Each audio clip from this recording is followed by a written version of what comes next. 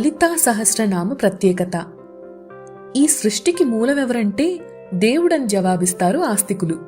మరి ఆ దేవుడికి కూడా ఒక ఆవిర్భావం ఉండాలి కదా. అందుకనే సృష్టికి మాతృస్వరూపంగా లలిత అమ్మవారిని భావిస్తారు.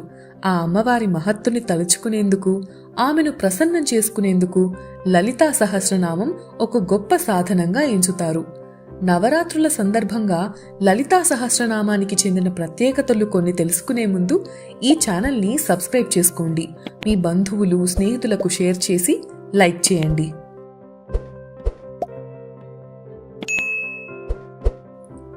ఈ అమ్మవారిని లలితా త్రిపుర సుందరిగా పేర్కొంటారు. త్రిపుర సుందరి అంటే ముల్లోకాలలోనూ అందంగా ఉండేదని అర్థం.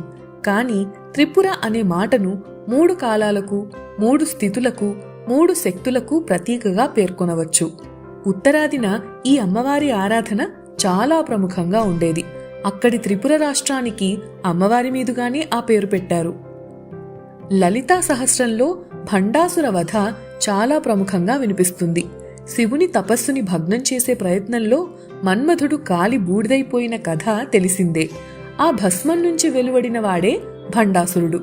ముల్లోకాల మీద యుద్ధాన్ని ప్రకటించి వణికించిన ఆ భండాసురుడు అమ్మవారి చేతిలో హతం కాక తప్పలేదు.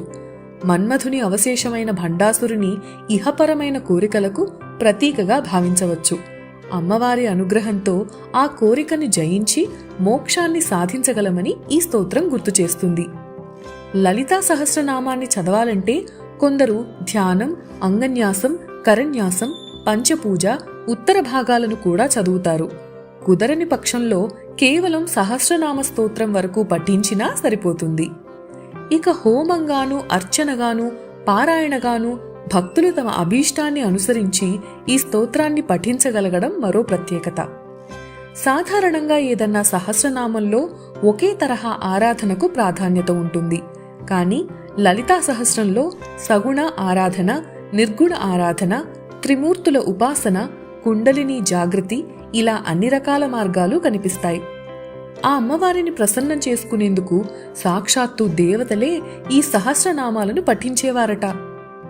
నామాలను హయగ్రీవుడు అగస్త్యునికి బోధించగా వ్యాసుడు బ్రహ్మాండ పురాణంలో వాటిని పొందుపరిచాడు. వ్యాసుని మనం ఆదిగురువుగా భావిస్తాము. ఇక విష్ణుమూర్తికి జ్ఞానస్వరూపమే హయగ్రీవుడు. తమిళులు అగస్త్యుని తొలిసిద్ధునిగా ఆరాధిస్తారు. మరి వీరికే ఆరాధ్యనీయమైన ఈ స్తోత్రం సామాన్యులకెంత మేలు చేస్తుందో కదా. లలితా సహస్రనామం చివరిలో శ్రీలలిత రహస్యనామ సాహస్ర స్తోత్రమని పేర్కొంటారు. అంటే ఇది అర్హులైన వారికి చెప్పాలన్న అర్థం వస్తుంది.